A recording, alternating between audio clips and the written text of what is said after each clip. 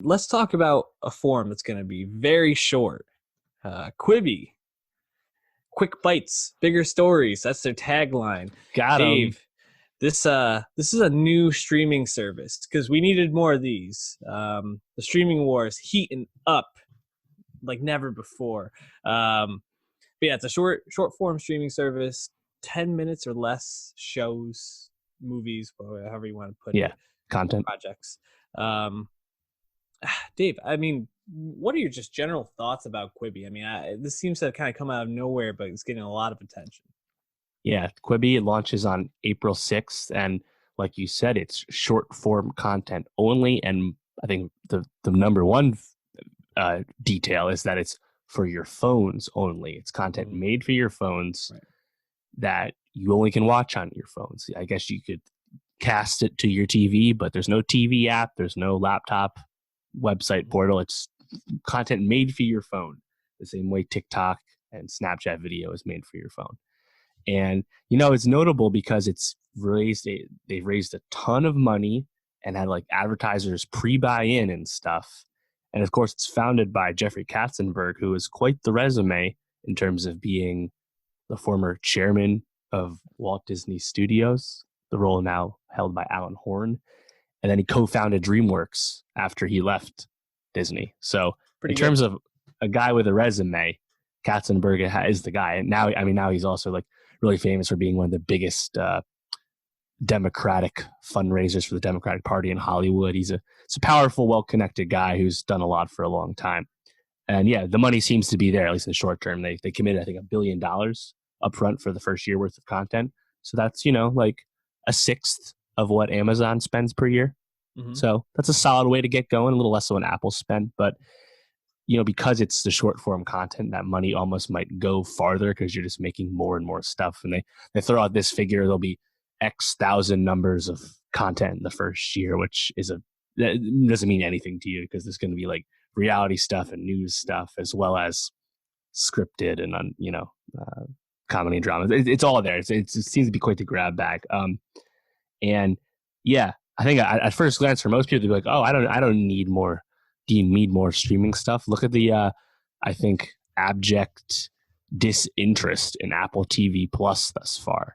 Something that is at the same price point, $5 a month. Something that also has been given away by Apple in a lot of cases with their hardware. Apple TV Plus did not launch well, and I think part of that was due to the quality of shows. But Quibi has to excel on a format where everyone's used to getting stuff for free.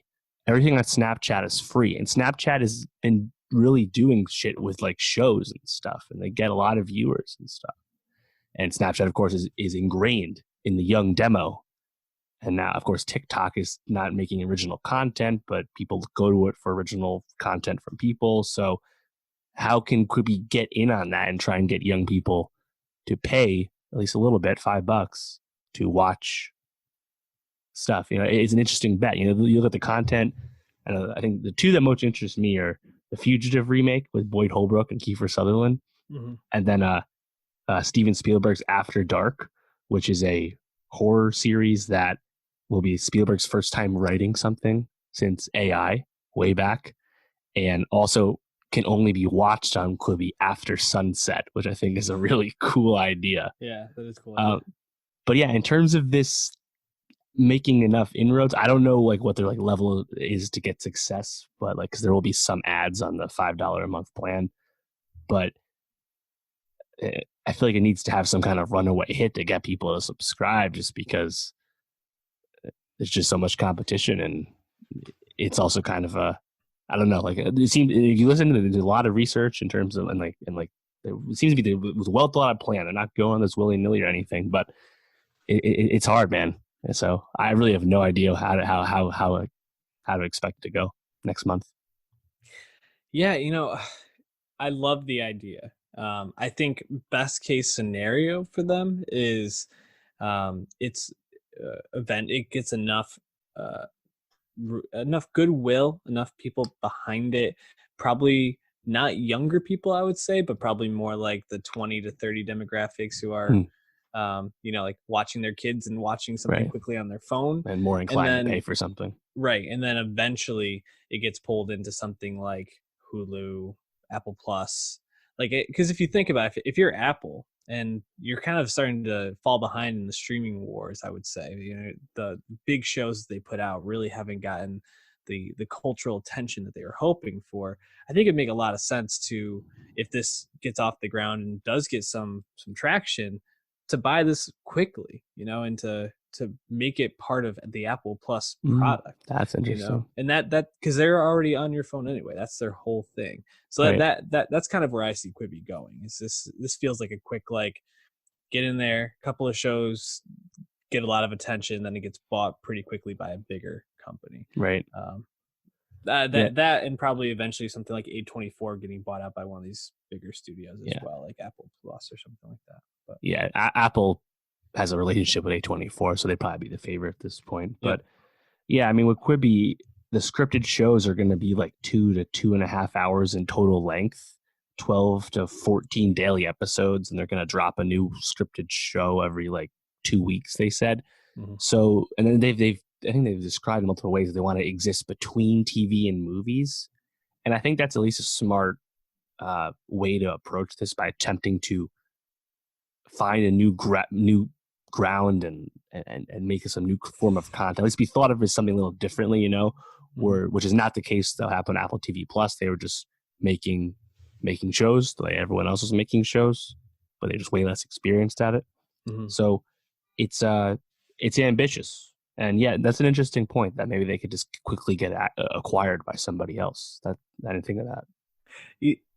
And looking at the shows that kind of stood out to me the most, it seems like they're really trying to get a very broad spectrum of shows to grab the attention of maybe everything. They got everything. Thanks a Million is a J-Lo produced show where celebrities give out $100,000 to an unsuspecting stranger who then has to pay it forward.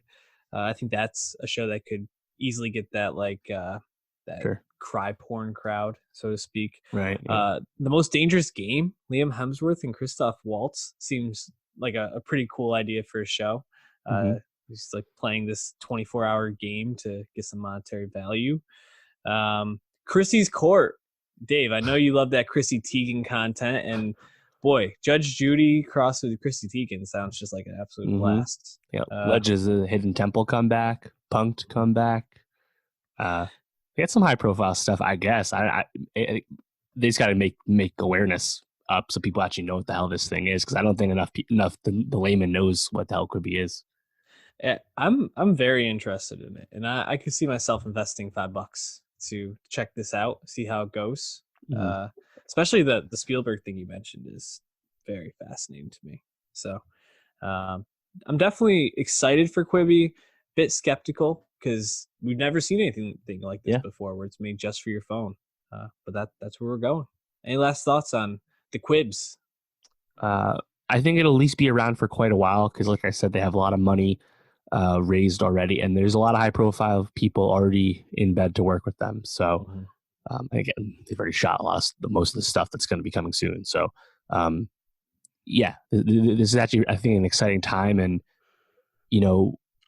might actually be a more interesting thing to follow than Apple, because Quibi is actually just trying to just pave a new road and be a new part of the streaming wars, whereas Apple always was just trying to get more people on their services and hardware. That was just the point of Apple TV Plus. So right.